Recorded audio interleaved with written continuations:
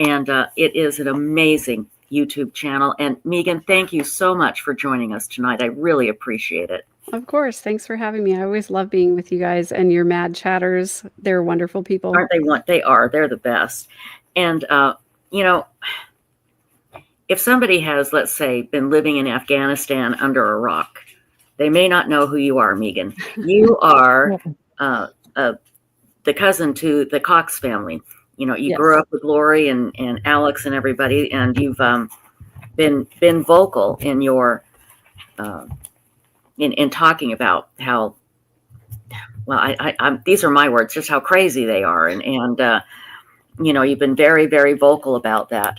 And recently, Colby Ryan, Lori's only surviving child, interviewed his mother, and it was very difficult to listen to because Lori Vallow sounds normal, but she is not normal. She has a religious delusion happening. And before I play a little bit of the interview, when it came out, and Lori Vallow, what she said was she came in and Tylee had killed JJ, and then she killed herself. And that was the deal. And she was afraid. I'm putting words in her mouth, but basically she didn't want anybody to know, and that's why they buried him like they did. Something stupid like that. Mm-hmm. When this came out, what was the reaction of the family members that you still talk to? Well, I'm not really in close contact with family members. So nobody reached out to me to talk about this particular thing. Mm-hmm. So it was really just me kind of processing it by myself. I still haven't talked to any family members about this particular thing. We were talking last night about cults. And one of the reasons that we are still talking about cults is Lori Vallow's trial is coming up for the murder of her husband, Charles Vallow. And there are still people that follow Chad Daybell. He has a cult, and it's still active. How many people? I don't know. Do you know of anybody that still follows Chad Daybell? Not Chad specifically, but as you know, I did an episode on my channel about Chad's little white book and the community that surrounded that. And after I did that episode, people came out of the woodwork to contact me about their experiences with very similar fringe groups and cults especially in the Idaho area. Mm-hmm. And I even got contacted by a couple of guys who are cult leaders in that area who resented that I lumped them in with Chad Daybell. Right. And I did a response video about that as well. But what was scary to me is that every person that reached out to me had a different story about a different cult that was not necessarily related to Chad, but that was very similar in their teachings and their secrecy, in the different things that they were engaged in. And so I think that there are probably, I don't know, maybe dozens of these splinter groups in the Idaho, North Utah area who have very similar doomsday prepper type beliefs. And it's scary to me what extremes they each are willing to go to, because all the people who reached out to me, the reason they did was because they had something terrible happen to them. Mm-hmm. Either their relationships were compromised, or they were vilified in the community, or they lost their homes, or they went bankrupt because they weren't willing to go along with what was happening in these little cults. And I think they're a lot more prevalent than we know. And I think that they're a lot more harmful than we realize. And that's what scares me, is that there are so many of them that are like Chad Daybell that sort of ascribe to some of the same beliefs, but maybe have their own version of their own cult. Right. They mold it around to what they want to believe. Well, right. The one thing that just gets to me about these cults is it always has to do with sex. Somebody having, sex and murdering. They have to murder people. Now, these cults that you're talking about, they haven't murdered anybody yet. But that's the scary thing about cults, is they follow one person or, a couple of people, and they are put the blinders on, and no matter what they're told to do, they do it. And that's the scary thing. Now, any of these cults that you heard from, do you worry that they'll end up killing somebody, or, I mean, who knows what they believe? Well, yes, who knows what they believe, because they're kind of all going off of their own sort of interpretation of what they think is real and right. Mm-hmm. But the thing that scares me about it is that, we saw this Blaise Thibodeau case that came out Yes, that was you know, scary. where they were ascribing to what was taught in Visions of Glory, which we Mm-hmm. know is a book that is widely accepted among these fringe groups. And Visions of Glory specifically teaches that the people in charge of the 144,000, or the people with the special knowledge, can discern whether or not somebody is righteous or not. And Mm-hmm. let's just go with Chad's saying of like light and dark. Right. And if they believe that somebody is dark, they believe that it's their mission to, what they say in the book is, deliver them from mortality, which means we can kill them because we know they're never going to be righteous. Mm-hmm.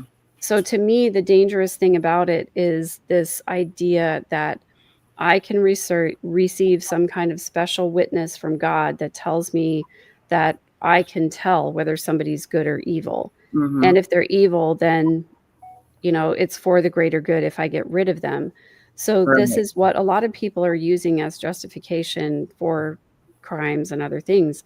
And I think I can objectively say that over the course of the last couple of years, there has been an escalation in the state of Utah of spouses unaliving their spouses because of whatever their agenda is, whether it's Mm-hmm. money, power, usually one of those three things, right? Where they just believe that they're above the law, or they believe that they have some special knowledge.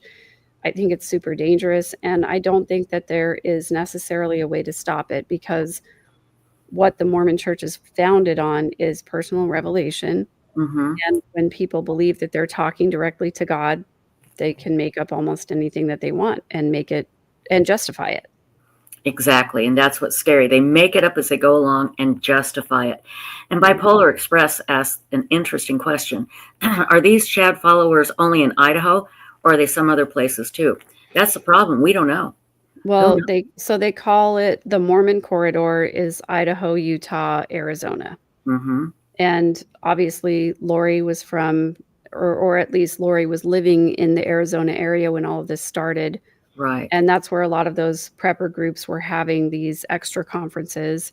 And then Chad's group was in Idaho having these extra conferences. So I think throughout that corridor, Arizona, Utah, Idaho, there are a lot of these groups. And the issue to me is that the mainstream leadership of the church, of the Mormon church, is not going to say, hey, guys, stop having these extra conferences, because they don't want to alienate the people who are engaging in those things, because they know they're some of the most devout followers. They're some of the best tithe payers. They don't want to alienate those people. So they're not going to call that out as being something that is on the fringes and something you shouldn't do. That's too bad, because it needs to be called out and it needs to stop. I agree. Because again, just like with Blaise Thibodeau, the story of the 15-year-old boy, they had said he was some sort of savior or the head or something, and they were kidnapping him. Yeah. And fortunately, he was found, and his mother and uncle, I believe, were the ones arrested. But they had this, religious delusion type stuff going on. Yeah. And that was, what's going on that we don't know about. That's what's so scary about these groups. Because think about it. The leaders talk to God, and they hear directly from God, so people are going to believe them. That's what they get them to believe. Yeah. And because of that, I swear, they have to have sex with young girls. That's a big part of it. They get the money, and they have the power, and then, of course, they have the right to kill somebody. And it just, I feel like it's a bigger problem than is being talked about, because it's all gone underground because of Chad and Lori. But when you get these 144,000 people, those thoughts going, that they're the chosen ones, and these people believe that they are chosen and they are special. That's what cults do, is they make you feel very special, very Yes. chosen, Yes. And one of the things that I said, where I don't know whether this was just dumb luck on Chad's part or whether he premeditated it, but it's very similar to the way that Joseph Smith founded the LDS Church, where he gathered a group of close followers around him and then gave each of them some power and told each of them that they were instrumental in bringing to pass this great work of restoring the authority of God on the earth. And Chad did the same thing. He gathered together all of these people and said, you have this talent, you have this special gift, and we need you, and you're going to be instrumental. And that really guarantees a certain level of loyalty from those Right. people. And they are going to hang on because they want to hang on to that power. Exactly. And they're going to stay a part of the group because they know that as long as they're part of the group, they're going to be revered as somebody who has special influence. They will get attention. They will get love. They'll get, people will adore them. And, that's very trippy when you've gone along your whole life and you've never had that. All of a sudden, all these people are pointing to you, and you are special, and we love and adore you. And it makes people do some pretty crazy things. I've always wondered about Melanie Gibb. That's the friend of Chad and Lori's, the one that they wanted her to lie to the police and say that she had JJ. And that's when she finally said enough and tape recorded the call. And she also went to the police and told them that she had lied to them, that she, didn't have JJ. But I've always wondered if she just still believes some of it. I get the feeling that maybe, again, and I have nothing to base this on, but I don't feel like she's totally cut everything off, and I think that's a big problem with these cults, is they keep stringing people along. Yeah, I think that there is enough evidence out there to suggest that Melanie Gibb had some of these beliefs before she met Chad, Right. before she met Lori. She, wrote her book, she had her podcast. And so I think she was already in that kind of group of people with the extreme end days beliefs before these people came along. And then when she got Chad and Lori together, she had this cachet where she's like, oh, I know Chad, who's this great author, and he's had all of these near-death experiences. And I know Lori, who says that she's an exalted being. I get them together, and it's like, wow, the two of them are a power couple. And there's that cachet of like, well, I was the one who introduced them. And I think there was probably, I don't know, from what I've observed from her interviews, it seems like there's a lot of conflict about, she wanted to be that person. She wanted to have that knowledge and that recognition. Absolutely. I agree. And then at the same time, she did not want to be held accountable for her part in everything that happened. And I think that's why she ended up going with law enforcement, knowing that she was going to be held accountable at some point for her role in this, and decided to, okay, well, let me go ahead and say everything I know instead. So I still have the cachet in this other group, in this group of fringe preppers or whatever, of introducing those two. But also, I'm not going to be held accountable because I came out and told the truth eventually. Right. And honestly, I think it's pretty disgusting. I think Melanie Gibb knows way more than she has revealed. Yes. And I think that I have some secondhand knowledge, so I can't really say if this is true or not. But there are some people who have told me that they're still involved in these fringe circles where she is reaching out, trying to get some validity, trying to get some clout, trying to have people kind of side with her, where she wants people to believe that she still has some power and influence, but that she was really the one who was the whistleblower and was the one who came out and told us everything we needed to know. She was the hero. She was the hero. Yeah. I 100% don't think that's true. I think if you're a whistleblower, you tell everything you know. And I think she has only told the things that she knows that don't incriminate her. Right. And I think if she really wanted to be the person to rectify the situation and make amends for her part in it, that she would tell us what actually happened, because I think she knows. I think Yeah, she knows way more than she's willing to say. I agree. And maybe someday she'll spill the, maybe she'll write a book. I mean, who knows? You know? I would hope that at some point she would at least be willing to tell law enforcement what really happened to Tylee, Yes. What and this and did. what really happened that night when she and David Warwick were in the condo and they Mhm. heard JJ scream and all of those things. Right. I would hope that she would at least tell that to law enforcement at some point, but I don't have any hope for that because I think that telling that would incriminate her in some way or make her look bad in some way, and I think that she is not capable. I don't think she's strong enough to do that. Yeah, I think you're right. And it's really too bad because,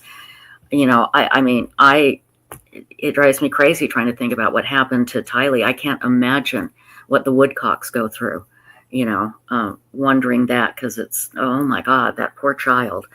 So, well, I'll tell you what, to refresh our memories here, and if you're just joining us, I have Megan Connor on here with us. She is Lori Vallow's cousin. She's known the Cox family her whole life, and she has this great YouTube channel. It is so cool. It's called, are you ready? At third_verse. I'm going to put it in chat right now, and I'll put it in the description as well.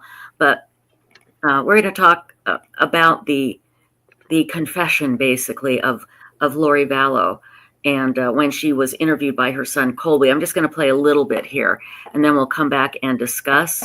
So here we go. And hats off to Colby for doing this. I mean, this must have been very hard for him to do because he knows she's lying. And this is his brother and his sister. So here we go.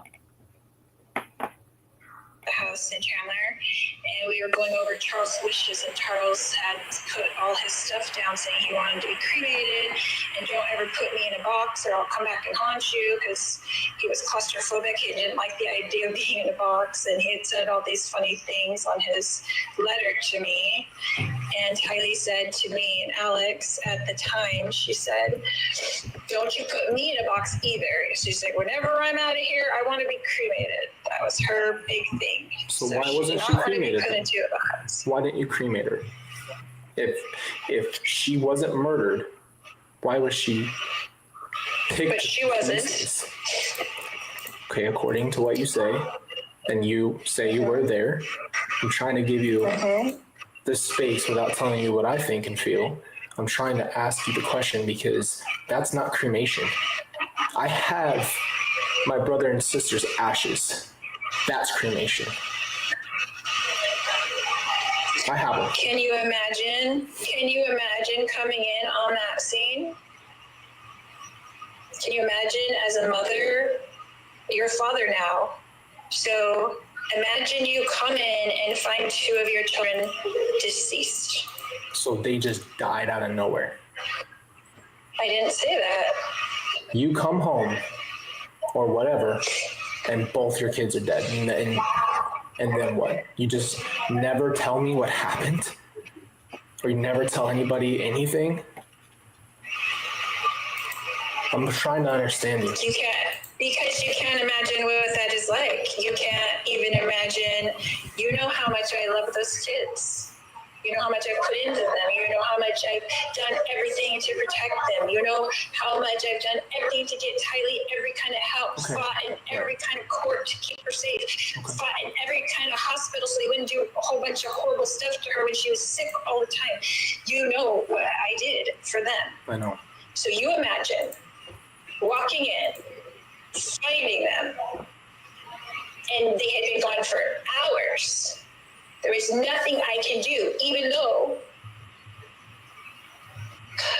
you just can't imagine. You can't imagine that scenario because until you live it, you can't imagine that scenario. And when I came in and I knew Tylee had been upset, and I knew that she was upset with me that weekend because she wouldn't stay at the house because Melanie Gibb stay there. She hates Melanie Gibb, as you know. Everyone knows this. Jay did her. And she couldn't stand her smell because she had the essential oils, and Tylee got sick off the essential oils in 6th grade because her teacher made her drink the essential oils in 6th grade to help with pancreatitis, if you remember all that. So she didn't want to stay there. So I asked her to babysit JJ, put him to bed that night, which is what she always has done, right? She was going to sit in bed. I was going to do my podcast with stupid Melanie and Dave, right? So JJ wouldn't interrupt it. And then I was picking him up in the morning to get him ready and take him to school. And when I came in on that scene, and they were gone, I thought Tylee did it to get back at me. I thought it was all my fault. I thought she was mad at me, and that's what had happened. And the reason why she visited me and why JJ visited me and came to me right after that is because to tell me that it wasn't my fault, because I was blaming myself 100%. 100%. Why didn't I get Tylee more help? Why did I let her get off of her meds? Why did I not do something different? Why did I let Melanie Gibb stay here? Why did I do any of these things that would lead to this? How could it possibly have happened? Why and how? Why and how? I mean, you can't even imagine what that is like. No one on the earth can imagine what that's like. You're telling me that Tylee took JJ's life and then took her own life. On accident. And took her own life then? After? So who chopped and burned her? And who duct taped JJ and put him in the ground? What I'm asking you.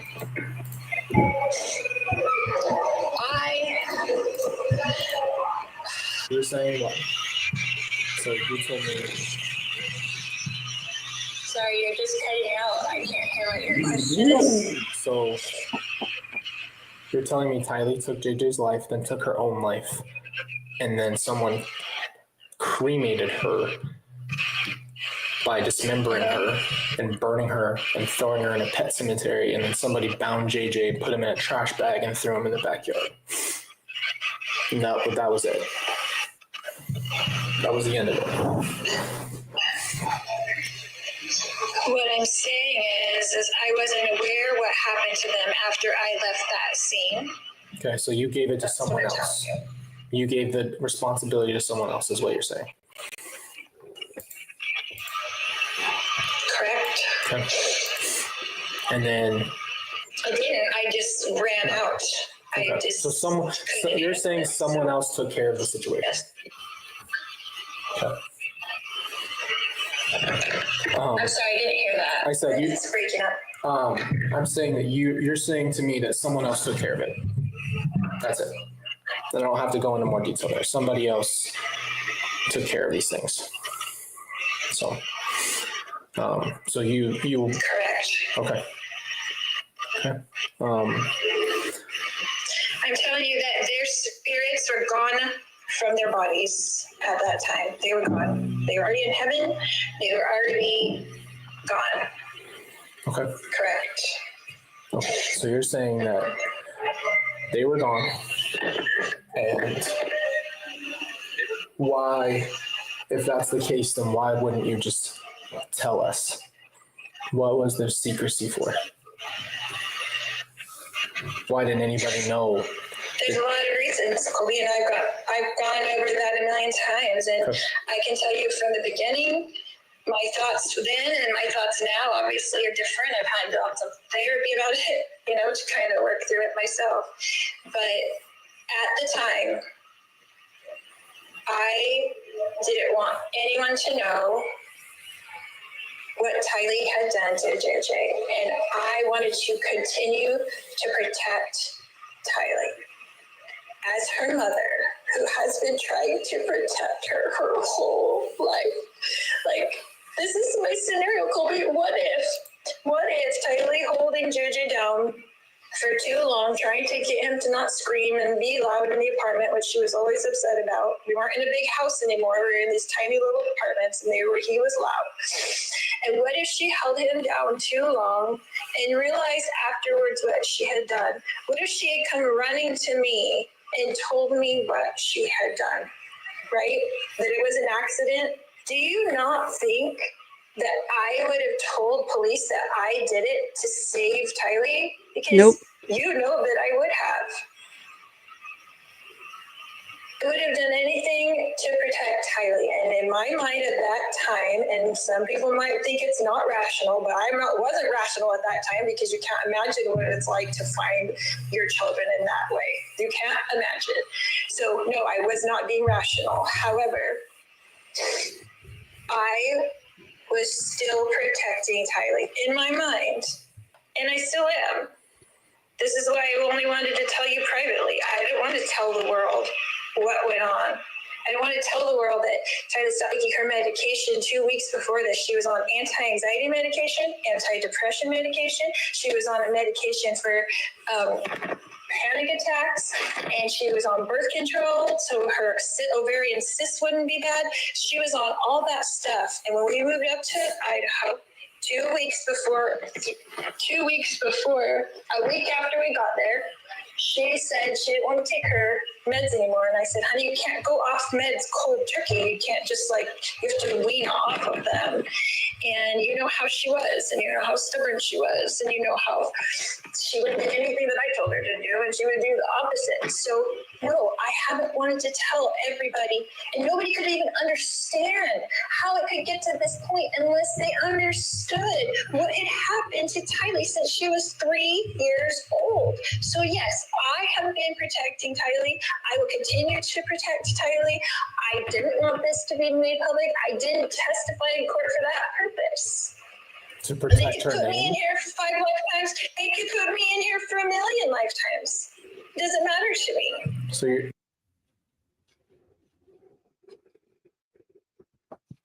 And that pretty much gives you that's an hour interview, and I've put the link in chat to Colby's channel, and I'll put it in the description.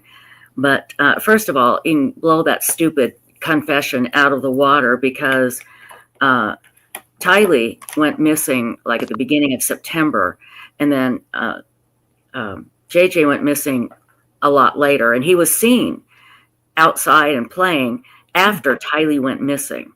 So for Lori to say, they both basically died at the same time, no, that's just so stupid. And this bull that Tylee wanted to be cremated, so that's okay. So you cremate her and bury her in somebody's backyard. Oh my God. See, it kind of gives a different meaning now, hearing it again and thinking how Tylee's body was. Then it's like, oh my gosh, And then there's one thing Lori said that I actually believe, one thing, and that is somebody else took care of the bodies. Yes, I agree. That's the one thing I believe. Yeah. Yeah. It was Alex and Chad. Yeah. Mr. Potato Head. McSpunky said in chat that he deals with, bad and sad things like with sarcasm, and I do too. Yeah. I do too. I get it. I really do. Yeah. But Megan, and I'm sure that is hard for you to listen to. Lori is somebody that you know, and hung out with him when you were a kid. This just must blow your mind. I can't even begin to wrap my head around it if I was their family. Well, I knew the old Lori, Yeah. before she became hyper religious. But what is difficult for me is that her speech patterns, her vocal inflections. I mean, I as a defense mechanism learned as a young person how to identify speech patterns and to know when people were being real and not. And I learned to identify in Lori too, the things that she does in order to obfuscate when she is not telling the truth. And what is interesting to me is to listen to this and to be able to tell when she is not telling the truth, some of the things that she does. And I don't know if other people can pick up on it, but Like what? Can you give us an example? She will lower her voice and talk faster and be dismissive about things when she's not telling the truth because she doesn't have all the details. For example, she'll say, let's say she wants to lie about what was in the refrigerator. She'll say, I went to the refrigerator, I opened it up, and then I went and I found like there were some things and whatever. Mm-hmm. She trails off. Yeah. She trails off. She's very general about what she says, and she lowers the pitch of her voice and just sort of word salad at the bottom, at the end of it. And I my mind is blanking right now because trauma brain shuts some of this off. But there were some things that she said about Tylee that were obviously not true, where she did something very similar. And I don't know. If we played it back, I could pick it out specifically, but it's that kind of like dismissive and like just trailing off, I don't know, or whatever. Just believe everything I'm going to say. Okay, whatever. Right, exactly. And then the other thing that she does is she'll get very emphatic about something and then she'll pause for a really long time while she's thinking about what she wants to say next. Mm-hmm. So, and then she'll be very general and then expect you to fill in the blanks and understand what she's saying. So when she said, can you imagine what it was like to come in on that scene? On that scene as a mother. She has not previously explained what that means. Mm-hmm. But she wants to expect you to sort of fill in the blanks. And then what it does is it leaves you questioning, wait, what scene are you talking about? What do you mean? Wait, should I know this? Like, should I be able to understand what you're talking about here? Mm-hmm. So it sort of puts the person on like the other foot and is like, oh, shoot, let me pivot. Let me think. Like, should I be thinking about what you're saying here? Mm-hmm. And it gives her time to sort of come up with an explanation that's plausible. And then one of the other things that she does is she'll emphasize a word mm-hmm. in the middle of a sentence where she doesn't really know exactly what to say or she doesn't want to tell you the truth. Mm-hmm. And so she'll sort of, it's almost like weird. Like, why would you emphasize that word? That word, right. What it was like to come in on that scene. Yeah. You know, and I've listened to this call several times. I did an unpack of it on my own channel.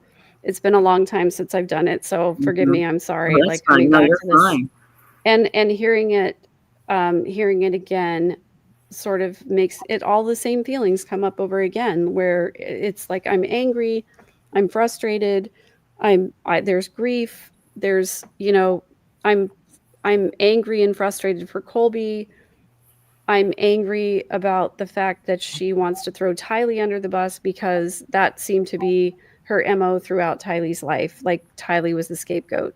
Absolutely. And Tylee was the one who got blamed and Tylee was the one who got used to make Lori look better. And mm-hmm. it just, all of those feelings of grief and anger just come up over again every time that I hear this. And not that I'm dysregulated in my emotions, but just the fact that there's never going to be anything that's going to make this okay. There's never going to be anything that's going to help me make sense of it other than the fact that Lori is just like, she just doesn't care about anyone or anything but her own preservation. Mm-hmm. And it was very clear to me throughout this call that she was trying very hard to preserve her relationship with Colby because she knows on some level that's all she has left. Mm-hmm. It's like if she can make an appeal to Colby, if she can somehow get him over to her side, then she has some attachment left, somebody who believes in her, somebody who is willing to put up with her BS. And if she doesn't have Colby, she's got nothing. She's got nothing. Yeah, you're right. She's got nothing. Absolutely right. Kay Louise said today was a competency hearing for Lori. She is refusing to speak with mental health professionals. I think the judge gave the doctor 2 weeks to talk to her. And the other thing Lori wants to do is represent herself so she can get up there and basically testify without actually testifying, try to get her side of the story out. Because you're right. It's all about her and making her look good. And somehow she thinks she can explain all of this away. And that's just crazy. I think what's wild is that she is arrogant enough to believe that she has the legal know-how to represent herself in such a case. And at the same time, she lacks the very intelligence that would tell her that she doesn't have the know-how to represent herself in a case like this. Can you imagine what a cluster that would be? Oh my God. The other thing it's just crazy to me. Like she put on absolutely no defense in Idaho. She didn't testify, obviously, and then she gave that wild allocution statement. And I don't know what it is in her brain that makes her think that she's capable of representing herself in such a trial in Arizona, but maybe she thinks like, oh, I have so much experience now. I've been through this other trial, and I can represent myself. But she honestly has no clue what it takes to do that. Right. She doesn't know what it takes to actually go through the discovery on both sides and to look at it objectively and see where the potential pitfalls are in her own case. Exactly. And without the help of, legal counsel, she's going to end up making a fool of herself. But the thing that is so crazy is that she has no idea that she doesn't have what it takes or know what she needs to know in order to represent herself. Yeah, because she's that delusional. Exactly. Insightful One, can you take over for a second? I need to let Boo out before he has a nervous breakdown, and then I'll be right back. We have lots of questions and things in chat, so excuse me, everybody. Try and get these animals taken care of. Come on, Boo. Kitty, kitty. Yeah, I kind of think that Lori thinks that maybe she'll be able to convince people or manipulate them with her words is part of what she's thinking. Yeah, because throughout her life, she has had the ability to manipulate people with her charm and her looks. And every time I see a clip of her walking into the courtroom where she's sort of like swaying her hair back and forth and she's smiling at everybody and she's saying good morning to everybody. Yeah. And she really believes that she has the ability to manipulate and control everyone. And what she doesn't realize that there are so many people who are onto her BS at this point. Yeah. And she doesn't realize that there are people who don't like her because she's in an echo chamber. Her attorneys obviously are trying to get her to cooperate. So they're going to go along to a certain extent with some of her BS because they have to. Yeah. In order to represent her and get the information that they need from her. And then she's got these little minions in prison where she's talking to these people on her iPad who still kind of buy into whatever religious BS that she wants to sell. And what I've heard is that as long as you talk to her about religion and you are receptive to what she has to say, she'll continue to talk to you. But as soon as you push back on what she's saying, she'll stop talking to you completely. Right. And so she still has what in her mind, she has this following of people who love her and support her. And she has this delusion that because some of her family members still talk to her, that they're supporting her and loving her. But you did not see any single Cox member show up at her last trial. No. Not a single one of them. And there's nobody there to support her from her family, but she's still under this delusion that people love her, find her charming, will fall for her, will be manipulated by her. And I think that's what she believes in representing herself, that she's going to be able to just charm the jury, charm the judge, and get her way. When she really has no clue how hated she is in the world at large, because she probably just ignores anything negative that's said about her. I'm sure that's it. Kathleen Bredding says, I wonder if she talks to Chad. I can't imagine Chad would want to have anything to do with her.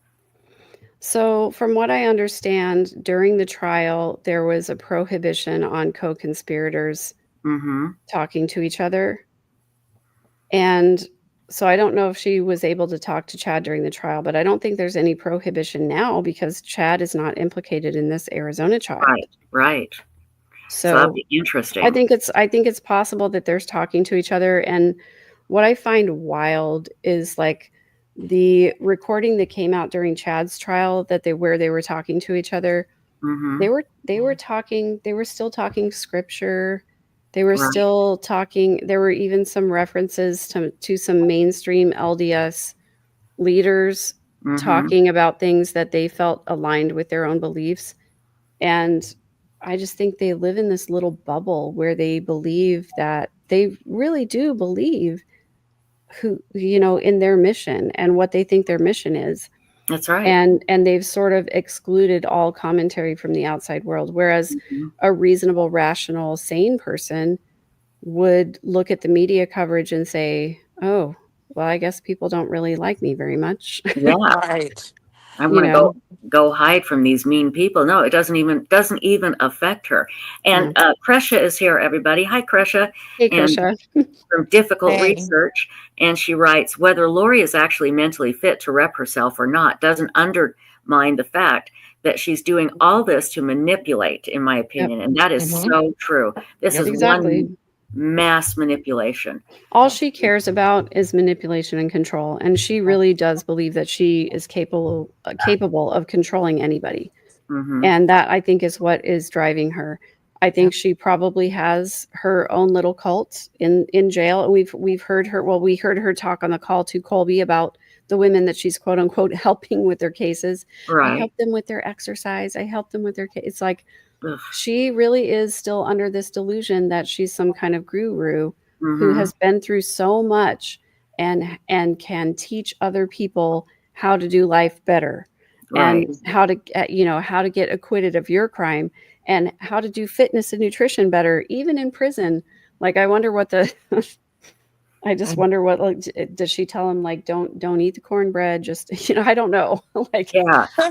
it's I don't just, know but what the hell it's to be wild telling. to me to think of her just being this, like, I just think of every time I see her come into court, like I've said before, I imagine this is how she moves through the prison too. She believes everybody loves her. Yeah. Yeah. She just smiles at everyone. She flips her hair. She thinks everyone adores her. And she Mm-hmm. has no clue how people really feel about her, because it would be way too painful for her to admit that there are people that don't like her. That hate her. Yeah. Krisha brought up Yeah. something really interesting that I didn't know.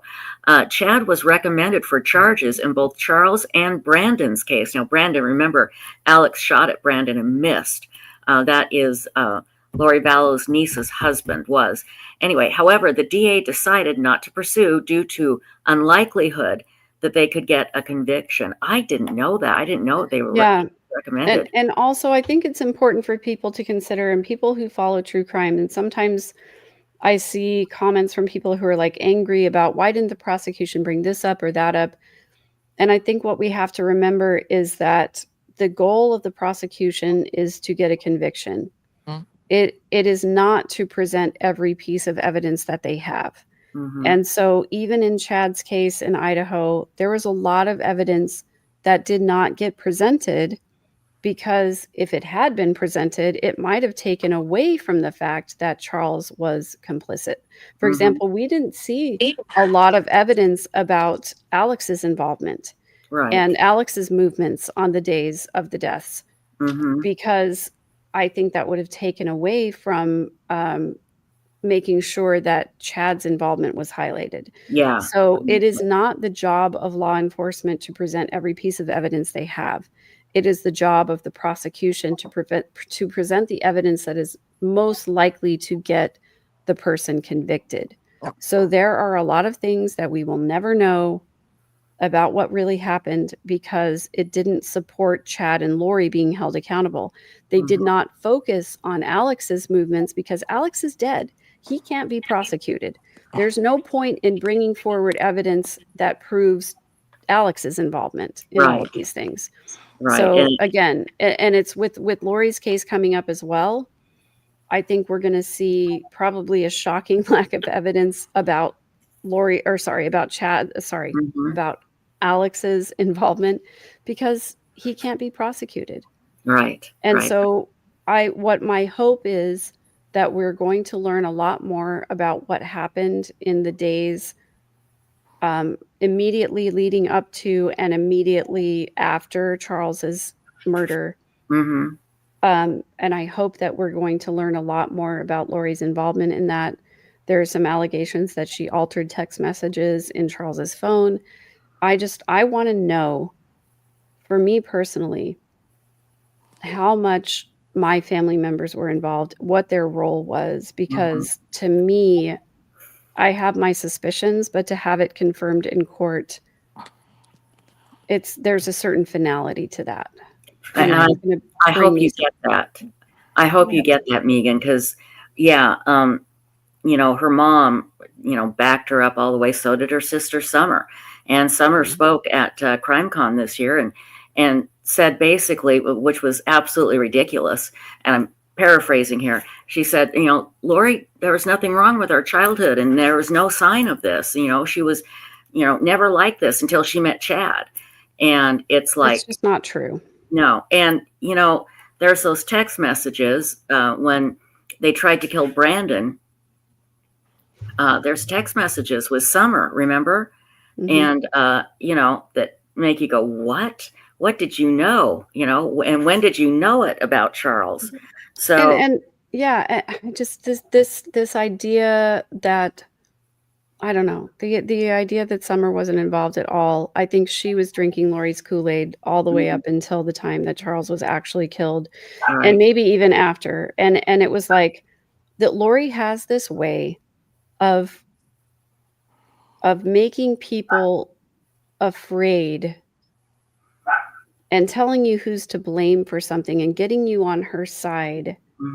And that was one of the reasons I distanced myself from her during the whole Joe Ryan thing, because she came out with all these wild allegations and I didn't know what to believe.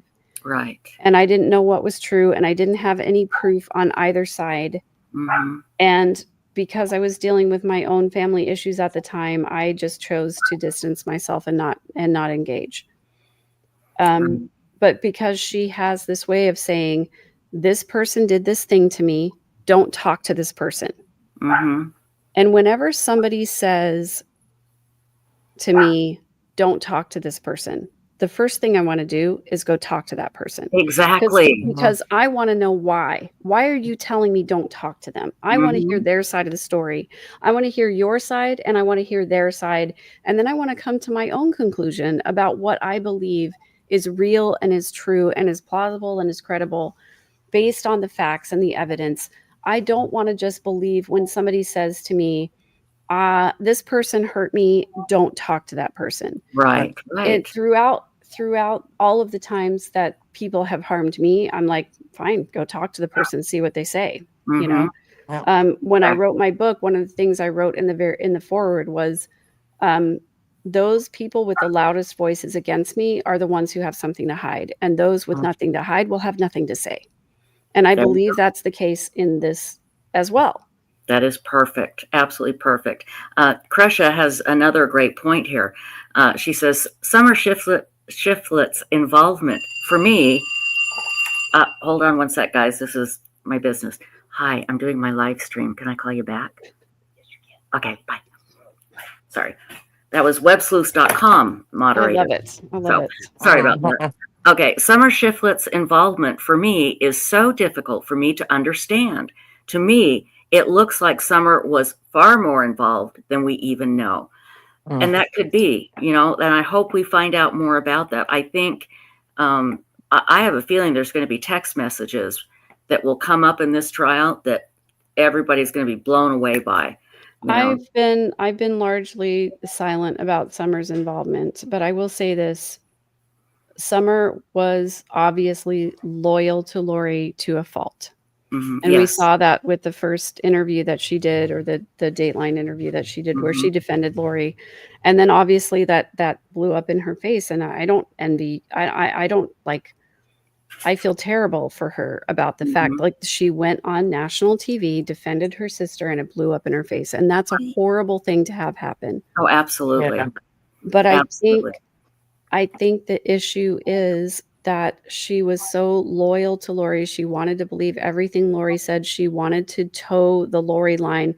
And Lori just would dictate. She would say, here's the situation. Here's what I need you to do. And people would do it. And I think that's what happened in Summer's case. And I feel terrible about it, but I'm going to reserve judgment, commentary, whatever, until I hear the evidence that comes out at trial. I suspect that it's not going to be flattering for anybody in the family. Right. And it makes me sad that that's the case. But at the same time, we are in a position where children and adults have died because people were not held accountable. Right. And the fact that we're in a situation now where we have to wait for law enforcement to bring evidence to trial in order for us to know the truth, because nobody's telling the truth. Right. Exactly. Nobody who was involved is telling the truth. No, they're not. It's horrible. And I want to know the truth. I just want to know the truth, because I don't want to live in a la la land of delusion anymore. I was in there for so long, and my sister and I talked about like inhaling the family ether, where we would hear something crazy and we would be like, huh, that's weird. Huh, that's crazy. Like when we heard about Alex assaulting Joe, we were like, typical Alex doing his crazy stuff on his own without any provocation from anybody else.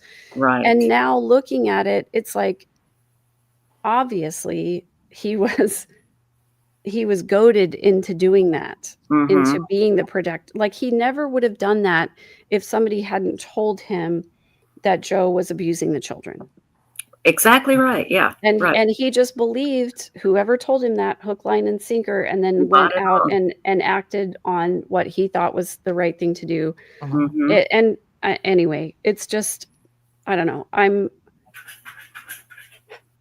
It's at a point where it's very frustrating because the people who know the truth won't say it.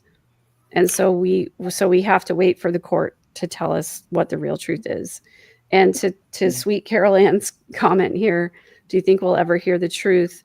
Well, yeah, to me, what you read in the iCloud, what you read in the text messages, that's the truth. Like what they texted to each other in the days and weeks and months prior to all of these killings, that's the truth. And whether they wanted to believe, whether anybody involved wanted to believe that Lori and Chad were actually going to unalive people, I don't think we can pass any judgment on that. But there came a point for each one of those people where they had a realization that, like, oh, maybe this is bad. Maybe this is something I shouldn't be involved in. Right. And in every single instance, it seems every one of those people said, well, probably not. And I don't want to make Lori mad. Oh, God. Or I don't want to be seen as being controversial, or I don't want to give them pushback. It feels icky to me. I still want to be involved in the group. I still want to have my little piece of power or clout. I still want to be seen as somebody who's like going along with it. So I'm not going to say anything. I'm just going to let it go. Right. And here we are. That's the frustrating thing. Kresha comes up here with another great comment. Whoops, hold on. Where is it? Oh, there it is. Hold on. I did not know this. She says, Megan, did you all see Adam Cox versus Dr. John Dehlin on Court TV the other night? No, and actually John texted me and said that he was going on with Adam, and I asked him if he had time to talk after and didn't hear from him, so I assume he got super busy.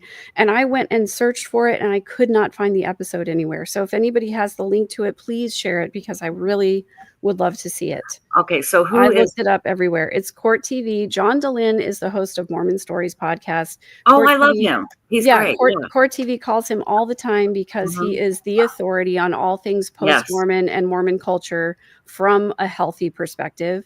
And I couldn't find it. I looked for it several times and couldn't find it. So if anybody has the link, I would love to see it. So is Adam, from what it sounds like, Kresha, it sounded like they kind of, locked horns there. Is Adam like defending his family at all, or? Well, Adam defends the faith.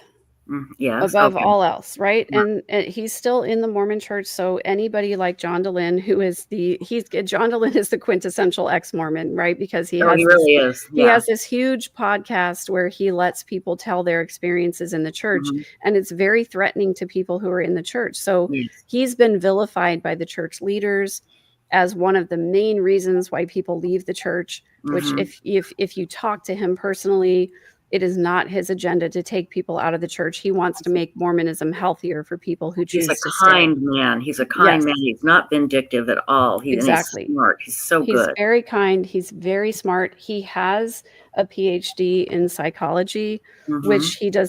he doesn't have a psychology practice, but he uses that to inform the conversations that he has. Mhm.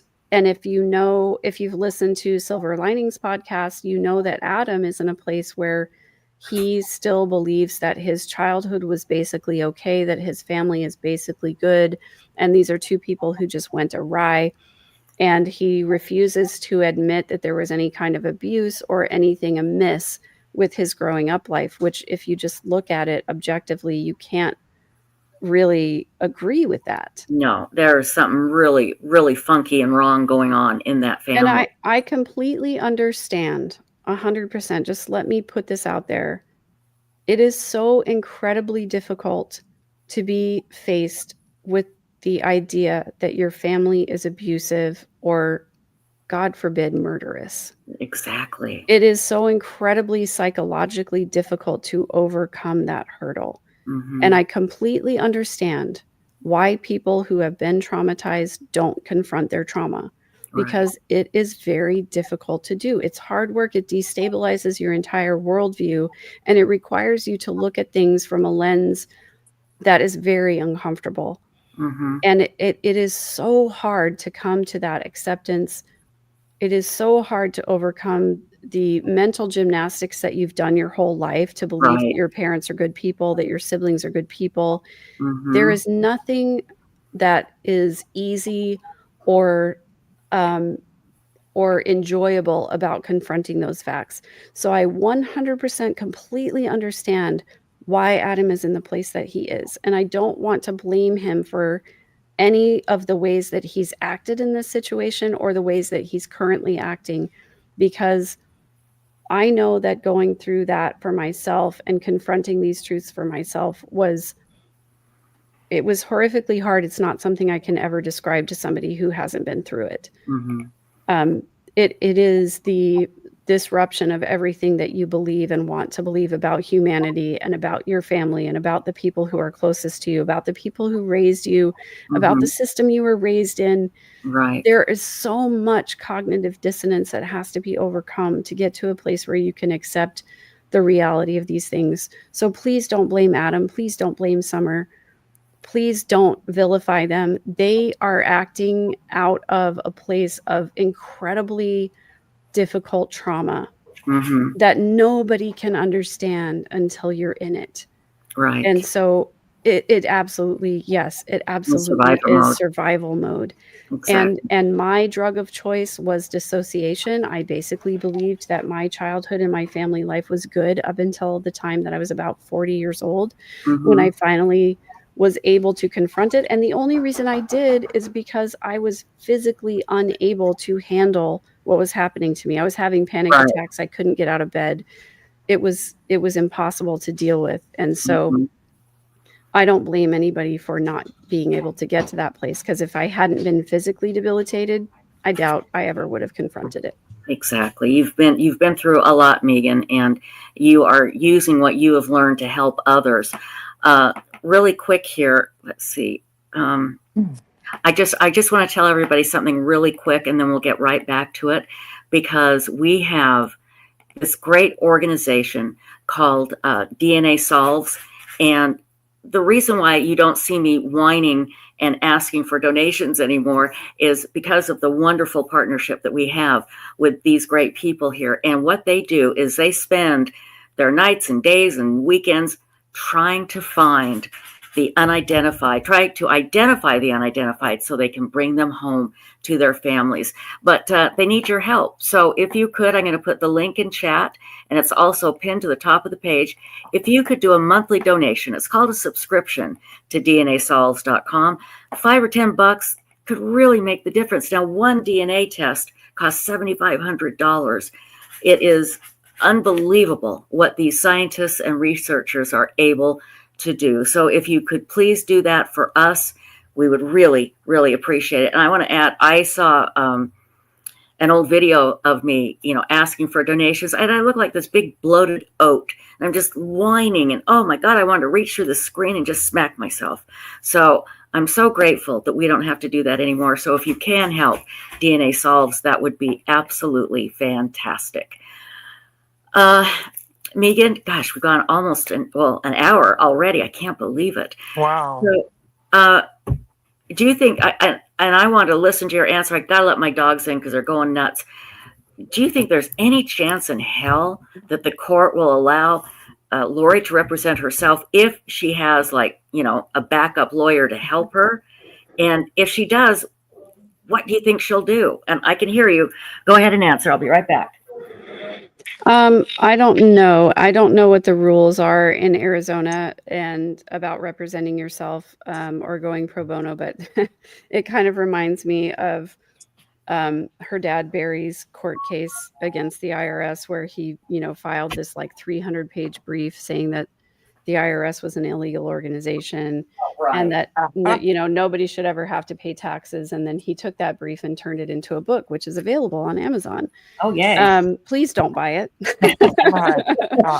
Just look up the court case online and you can read it for free. Mm-hmm. But I don't know what the rules are regarding all of those things, but I think that's where the mental competency comes into play. Mm-hmm. And if she's found to have some kind of grandiose narcissism or some, some delusional disorder, probably they're not going to let her represent herself. Yeah. I don't know. I think it's nuts. And I think that the smartest thing that happened in this entire saga is that Lori did not put on a defense. I think that was the smartest thing that she could have done, because it would have been wild for her to claim, like what she told to Colby, for her to claim that in court and to get up and testify to those things. It would have just been a waste of everyone's time. Right. And it would have been the Lori show all over again. All this is it's the Lori show. Mm-hmm. She just wants to be seen and heard and recognized. And I think that's the only reason she wants to represent herself. It's not because she has a credible defense. It's not because she has some kind of special knowledge that is going to help get her acquitted. She's not. She's not going to be acquitted. I have no worries whatsoever that she's going to be convicted. None whatsoever. Yeah. From the very first time that I heard of Charles's death, knowing the circumstances of that, 100%, I absolutely knew that it was a setup, and allegedly, right? I have to say allegedly because she hasn't been convicted yet, but just the circumstances of the fact, Alex had his own place. There was no reason for him to be staying at Lori's house. No. He bought a gun 2 weeks before. He'd already been convicted of assaulting Joe Ryan. Come on, people. Mm-hmm. Who in their right mind thinks that Charles came at him with a bat? Who really thinks that? If Charles came at him with a bat, he would have died then instead of in December. Well, yeah, his head would have been bashed in. Exactly. Yeah. Charles is very athletic, very strong. The whole thing seemed to me like a setup from the very beginning, allegedly. Mm-hmm. Just knowing what I know about her and him and the dynamics of their relationship and the family and the way that she was always trying to get away with something. She was always trying to blame someone else for her mistakes, her problems. And from July of 2019, I held my breath. I sat there and held my breath and waited for the truth to come out, because I felt like I knew that it was not self-defense, and I was holding my breath waiting for law enforcement to come to the same conclusion. Mm-hmm. And when they didn't, and the children went missing, it was a nightmare. It was just a nightmare. Yes. Waiting for the truth to come out, and waiting and kind of knowing, like, I think when I finally just gave up hope that the kids were going to be found alive was when I heard that JJ's service dog had been sold. That's Because That's I knew there was no way that he was existing mm-hmm. without that dog. Right. And I didn't know him. I never met him, but I had, read the posts on social media and seen the pictures and heard the story of how he was adopted and all those things. And I had such wonderful high hopes for Charles and Lori's relationship to be a good one, and to think, like, now she finally has what she wants. Now she's finally at peace. Now she has somebody who is willing to go along with her Mormon beliefs and maybe someday make it to the temple with her. And of course, it couldn't turn out that way because of who Lori was. What she had turned into, which was a narcissistic monster, basically. And I can't, I mean, it affects me. I don't know the family. I don't know these kids, but it breaks my heart. I can't imagine how the family and you and everybody who knows these people, how difficult this must be for you. And I appreciate you coming on and being so open and honest with us. We are actually out of time, but I do want to touch on one thing really quick, Megan. And everybody, you can find Megan Connor if you go to YouTube and just type in @third, THIRD_verse, and you'll get Megan's channel.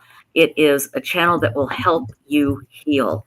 It is an amazing channel. But I'm going to change the subject just for a moment here. We did talk about, with everything that's going on politically, how can we talk to, our loved ones, friends, and family if we disagree so much on politics, and it's heated and it's horrible and it's hard.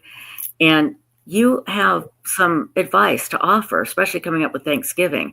How do we avoid screaming at each other? I'm right. I know I'm right, but nobody else. So mad. I think it's really hard when we have family members with whom we disagree, because the easiest thing to do is to just cut them off and not talk to them, right? If you voted for X candidate, then I'm not going to talk to you ever again, and I'm not going to say why, and we're not going to have a conversation about it. I think that's really sad, because human connection is our most valuable asset in this life, and how sad it is for us to throw away connection over a vote or over an opinion when we haven't done the work to dig in and find out all of the circumstances of why the person voted that way or why they believe the way that they do. So I think that obviously I have 2 different episodes on my channel where I've talked about this, and one where I go very in depth into step by step how to plan and have a conversation with someone that you care about but you disagree with. And I think it starts with the idea that I'm not coming to this conversation trying to convince you that I'm right and you're wrong. I'm coming to this conversation because I genuinely want to understand why you chose the way that you did, or why you believe the way that you do, because I recognize that there might be circumstances in your life that I don't know about that mean that you prioritize certain values differently than I do.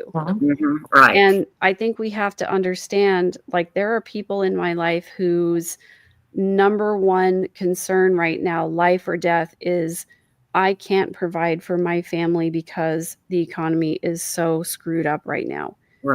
And my number one concern is I can't buy food. So I'm going to vote for the candidate that is going to promise that the economy is going to get better. Because of that reason, that's my biggest fear. And I get that, and then on the other side, I see people who are like, my loved ones, my family members, their way of life is being threatened. And I see that it's possible there may be a situation in my future where I could be harmed by the government. My body could be harmed by the government because of their policies. And so that's what I'm going to prioritize, and that's what I'm going to vote for. I think it comes from the perspective of just let's understand that all of us have different priorities and values, and all of our division comes from fear. You're right. We all have this fear of what could happen or what might happen. And the way to become successful politically in this country is to tell people what to be afraid of and then tell them who to blame for it. And spoiler alert, it's the other side. And so if you can make somebody afraid of something and then tell them that you're the solution for it, that's the way to get votes. That's the way to get donations. That's the way to get elected. And so a lot of these people, unfortunately, we have the situation in our country where the people who get elected most of the time are narcissists. They only care about their own agenda. They only care about their own power. And they don't really care about the people. And once they get in power, they do whatever they want. They don't do what they platformed. They don't do what they campaigned about. They do whatever they want. And so I think while it is important for us to be informed about the issues and the candidates, it's important for us to vote our conscience. We also need to understand that everyone else is going to vote their conscience based on what is the most important to them. And I think if we come to these conversations understanding each other's humanity and each other's fears and wanting to get to a place where we find some common ground, that's so much better than just canceling people and saying, okay, I'm never going to talk to you again. Exactly. And everybody in chat is giving you the love and feeling it. So you say you've done 2 live streams about this, right? So I did a live stream on Sunday about it called We Disagree, Is That Okay? Okay. And then I did an episode last night called It's Not Black and White. The thumbnail is Kamala and Trump on the same thumbnail. Okay. And then I'll put and I links did to those a live Q&A afterwards where I detailed like the exact steps to go through on how to have a conversation about this with people that you love and care about. Okay, thank you. That is so needed now. And again, Megan, every day you wake up and I feel you say, how can I make things better for others? You do so much for us, and I really, really appreciate you. And Kresha, we love you too. We're going to have you on soon, I promise, because we have lots to talk about. So, I'm toying with the idea of going down to Arizona for the trial.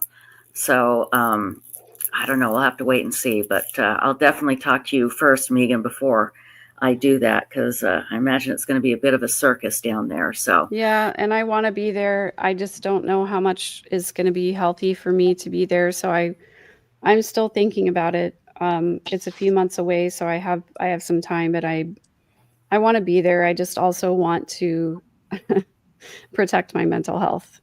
Yes, that's your number one thing that you need to protect. Absolutely. Well, if you come down there, we'll go in there together, and I'll protect your mental health, because I'll be acting more crazy than anybody. I'll be so mad. Thank you. That's one reason I may not go, because I just I just get so mad. Anyway. Okay, everybody. Megan Connor, thank you so much. Again, I've put Megan's link in chat all over the place. I'll put it in the description. It's at @3_verse on YouTube, and I'll put the links to the live streams or the shows that she did about talking with your loved ones when you disagree politically. That's something that we truly need. Thanks. Thank you. I just want to say thank you for having me, and thank you for being patient with me, because I had to take some time after this video was posted with Colby and Lori to really decide how I wanted to talk about it. And I appreciate you being patient with me about it. Oh, absolutely. We completely understand. And Kresha from Difficult Research says, Megan Connor is the best person to go through this with at Websleuths. She is a huge help and inspiration for me personally. And I just treasure her for her dedication and honesty. And we feel the same way, Megan. Thank you so much. I have an announcement, everybody, so hang tight. But Megan, we'll let you go. And anything that we can ever do for you, please let us know, okay? I will. Love you guys. Thank you so much. Take care now. Bye. All right, Bye-bye. bye. Okay. I